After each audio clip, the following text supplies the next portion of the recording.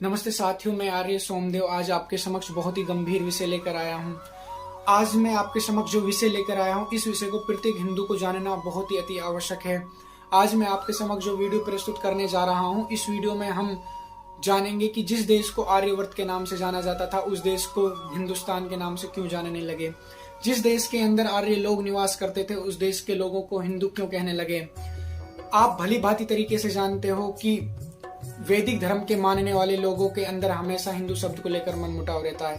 कुछ लोग मानते हैं कि जो वैदिक धर्म को मानते हैं वो लोग आर्य हैं, और कुछ लोग जो वेदों को मानते हैं वे लोग हिंदू हैं। लेकिन कुछ लोग अपने आप को हिंदू कहने में गर्व करते हैं। उनका मानना और उनका कहना है कि सिंधु अथवा इंदु शब्द से ही हिंदू शब्द बना है।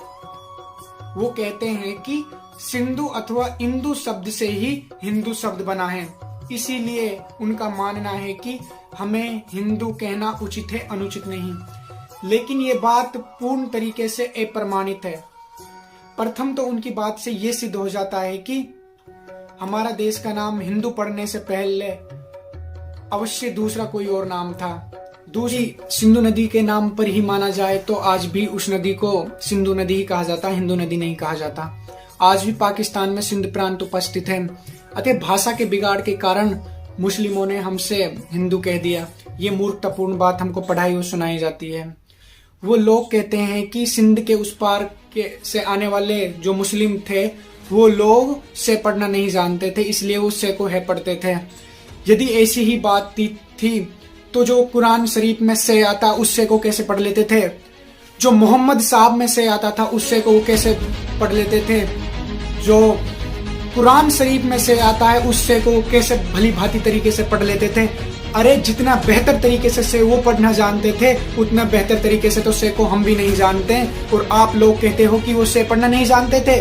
इस विषय पर आप चिंतन कीजिएगा कि मोहम्मद साहब में जो से आता है उससे को क्या वो है पढ़ते थे। इस्लाम में जो से आता है उससे को क्या वो है पढ़ते थे, या कुरान शरीफ में जो से आता है उसे वो है पढ़ते थे।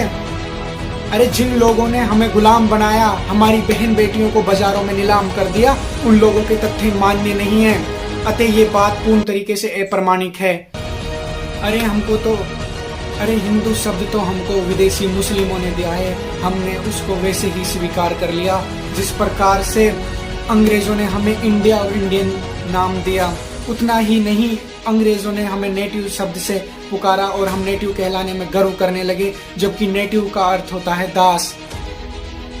इसी प्रकार फारसी, अरबी व उर्दू आदि के उपलब्ध शब्दकोश ग्यासुल्लो हाथ और करीमुल्लो हाथ और लोहात फिरोजी आदि में हिंदू के अर्थ को हम ढूंढते हैं तो हिंदू शब्द का अर्थ काला, काफिर, लुच्चा, वहीसी, दगाबाज, बदमाश और चोर आदि है। कई बार हम कह देते हैं कि यदि यह कार्य मैं नहीं कर पाया तो मेरा नाम बदल देना। अर्थात जब हम किसी काम के नहीं रहते तब लोग हमारा नाम बदल देते हैं। हमारे तो तीन नाम बदल गए, फिर भी कहते हैं कि गर्व से कहो हम हिंदू हैं। ये बड़े अपमान का विषय है। अतः इस मत को दूर से ही छोड़ देना चाहिए। नाम की महत्ता कोई सज्जन कह सकता है कि नाम को लेकर विवाद करना ठीक नहीं। नाम कैसा ही हो, काम अच्छा होना चाहिए। ये बात सुनने में अच्छी लगती है, परंतु ठीक बिल्कुल भी नहीं है। नाम पदार्थ पर विशेष प्रभाव पड़ता है। साथियों, हिंदू शब्द मुसलमानों ने हमें घृणा के रूप में दिया। ये फारसी शब्दकोश से लिया गया शब्द है। मुसलमान आक्रमणकारी जब हमारे देश में आए, उन्होंने यहाँ के लोगों को गुलाम बनाया, मारा, पीटा, घसीटा और यहाँ से गुलाम बनाकर हमारी बहन बेटियों को अपने देश ले गए और वहाँ उनके साथ बलात्कार किया और उनको बाजारों में बेचा।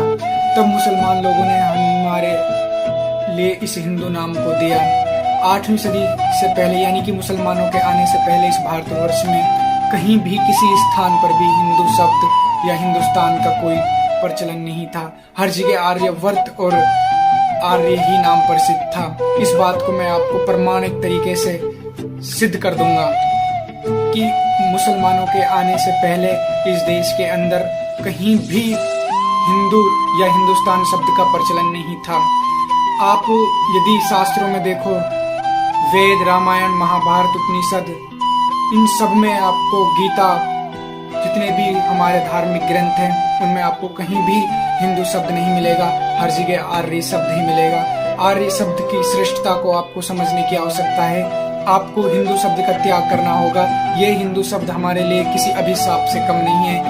वेद शास्त्र, स्मृति, उपनिषद, रामायण, गीता, प्राचीन ग्रंथों में यदि आप देखोगे तो कहीं पर भी आपको हिंदू शब्द नहीं मिलेगा। आपको केवल और केवल आर्य शब्द ही मिलेगा।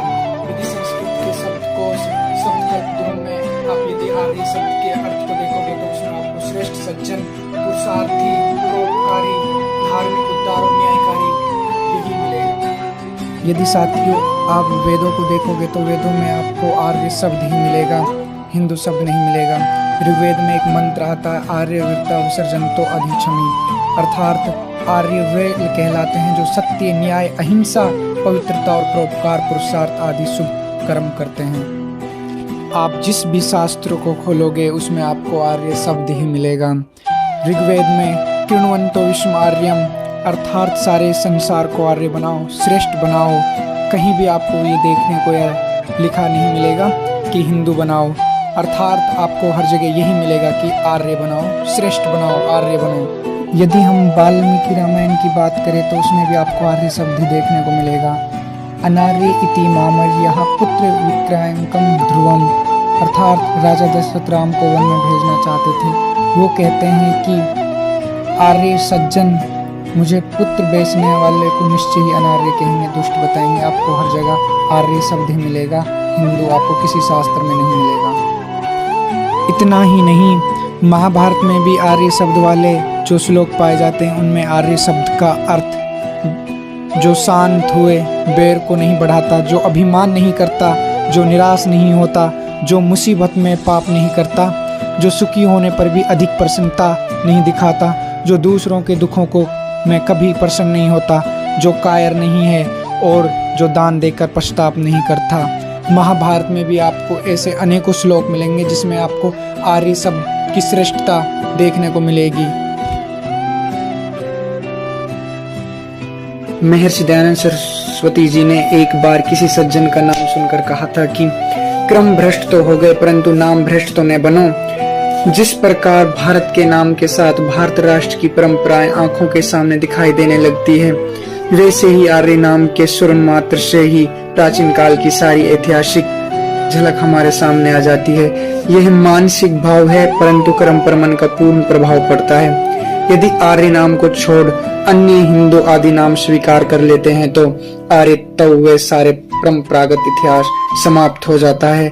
इसी कारण विदेशी लोग पराधीन देश के नाम आदि परंपराएं नष्ट कर देते हैं, बदल देते हैं, जिससे पराधीन राष्ट्र अपने पुराने गौरव को भूल जावे। इतिहास की स्मृति से मनुष्य फिर खड़ा हो जाता है, वे पराधीनता की बेड़ियों को काटकर स्वतंत्र बन जाता है। ये सब नाम व इतिहास के कारण ही संभव हो पाते हैं। इसीलिए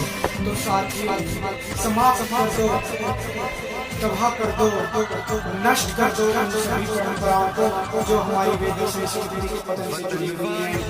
वक्त अभी है, समझ जाओ, सज्जनों को राजदूत करो, कमजोर बहुत के याद करो। मिटा सकते थे हर गुलामी की निशानी को हम, हर सरहद जला सकते थे, एक वाला पराक्रम रांची को चला सकते थे।